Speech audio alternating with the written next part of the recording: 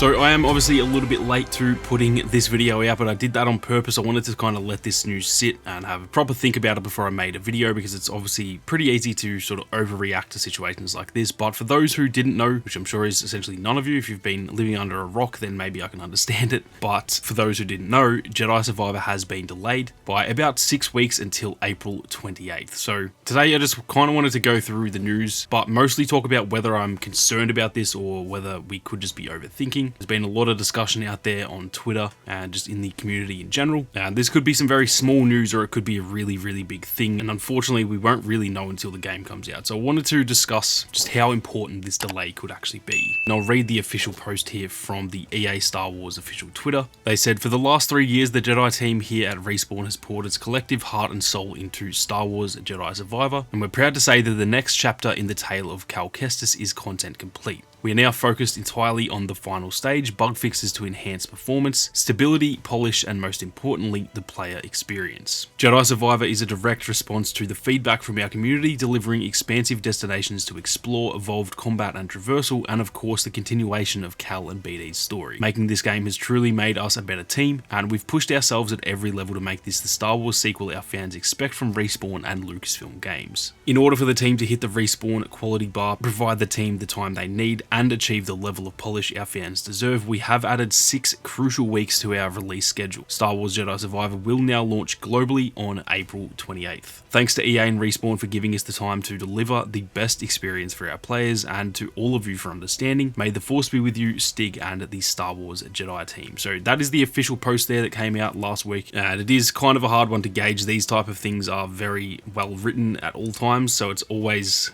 going to sound very good, but sometimes there is obviously some stuff going on in the background that they're not going to talk about, so it's always hard to read. What I will say about Respawn is that they are yet to fail in my eyes in terms of releasing their games. Pretty much every game they've ever released has been genuinely very good. They've never had a game that's come out and it's sucked. And so I do tend to really trust Respawn. They're one of the few game dev studios out there that I actually pretty much completely trust. There's a lot of companies that you have that little bit of a concern with, but Respawn just isn't one of those for me. So I tend to believe what they're saying here, but often this can be like PR marketing, trying to make it all sound good when in reality there might be shit going down behind the scenes that we don't know about. Now, regardless whether it's a good thing or a bad thing, the game is delayed, so we can't really have a sook about that at this point. It is being delayed and we just have to accept that. And there are definitely pros and cons to games being delayed. For me personally, I would definitely prefer a game to be delayed than have it launch broken and just messy. Whenever a game gets delayed, it's almost always a good thing. Now, we know that that's not always the case. There's been games that have been delayed and they launch absolutely terribly, so it's not like it's guaranteed to make it better, but even those games that they still launch poorly,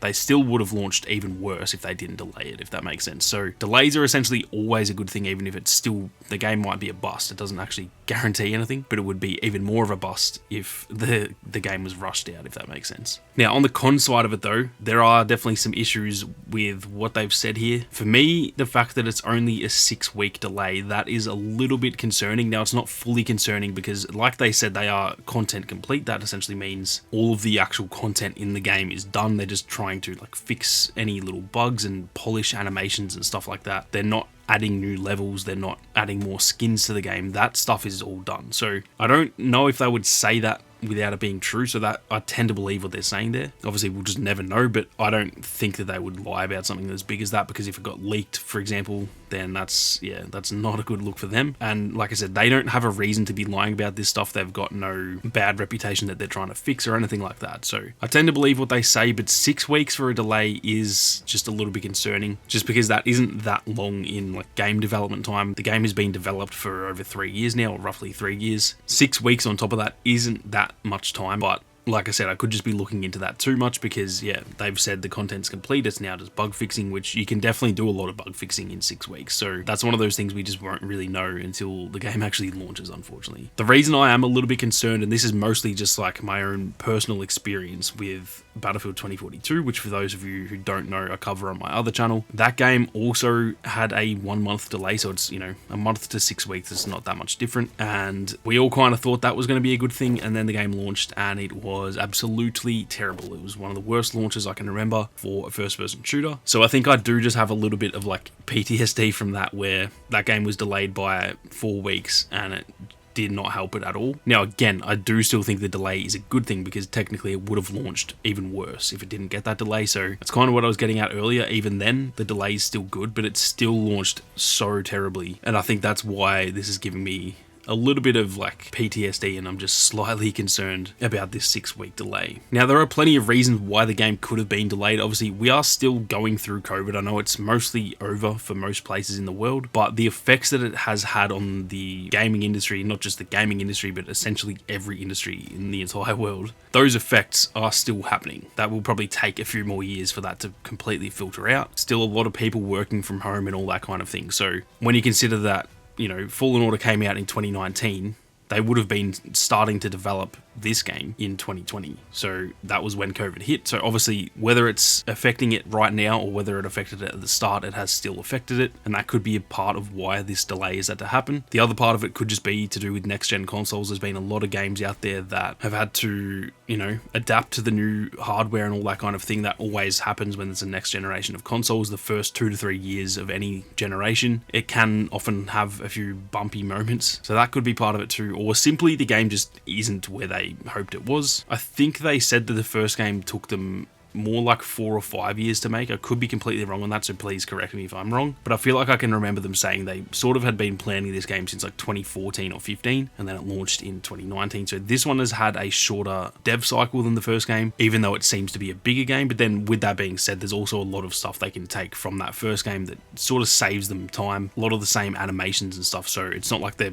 fully making it from scratch. There is definitely a lot of stuff they can sort of port over and then just like upgrade it. So that could also account for the less development time too. But there are definitely plenty of reasons why it could be delayed, and it's not necessarily guaranteed that it's like the game is absolute garbage and that's why it's had to be delayed or anything like that. Now, like I said, in terms of like my own thoughts on this, I am definitely a little bit nervous, I won't lie. I did just put out a video last week that was my biggest concerns for the game, and funnily enough, that timing was actually pretty elite because I was making a video discussing the things I'm worried about, and now it's been delayed. And some of those things were like the animations looked a little bit janky in the trailers and stuff. I think that is the stuff they're going to be trying to fix. I think the game looked good. The graphics and a lot of the combat and stuff looked really solid, but there was just a few animations, and probably obviously we don't see bugs in the trailer, but there's probably a lot of bugs and stuff like that. So I am trying to stay optimistic as to thinking that this is just a delay of 6 weeks because they are trying to just polish it. I'm trying not to think that like the game's busted and they're scrambling to get it out or anything like that. Like I said, I am yet to have my trust broken by Respawn. They've literally never missed so far. So if it launches and it's terrible, then I'll assess that trust in Respawn, but until then I can't just be like, nah, they're gonna mess it up, because they are yet to do that. The other thing for me is that even with, you know, I'm definitely a little bit nervous now that they've delayed it. Even if it is a rough launch, I don't think the game is like gonna genuinely suck. I think it'll more just be like, it'll be a 7 out of 10 instead of an 8 out of 10. I don't think this is gonna be the type of delay where it ends in like a cyberpunk situation and the game is just completely terrible, at least at launch anyway. But yeah, I do think worst case scenario, this just means the game won't be as clean and as polished as they wish, rather than the game's just terrible and they aren't ready to release it. So like I said, I'm still trying to stay optimistic about this. The delay has put a little bit of worry in my mind for sure, but I'm not sitting here thinking, oh, this game's going to suck now. I'm definitely not in that boat at all. But I think it is still an important topic to talk about, because I've seen a lot of discourse out there on the internet about this. And obviously over the last few years, look at all the games that have launched poorly. There's been honestly more games that have launched bad than games that have launched well. Let's be completely honest here. So I do see why people are really concerned, and even just slight concern like myself. I do see why people are like that, but I'm not overly concerned at the end of the day. Like I said, I really do trust Respawn, so we're gonna have to wait and see. But for me, I'm definitely trying to stay optimistic. I'm keen to hear what you guys think though, whether you guys are worried or whether you think it's legitimately just they're adding 6 weeks to try and polish the game. I'm keen to hear all of your thoughts, so be sure to leave them down in the comments section. This delay isn't going to get in the way of my Survivor content. I'm still going to be pumping out content leading up to launch. It might be harder to figure out topics now because we are further away from launch and there's not that much to talk about with our trailers, but there will be plenty more content on the way. So be sure to subscribe if you guys are new to the channel for more Survivor content. But with that being said, thank you all very much for watching. You guys have a great day, and may the force be with you always.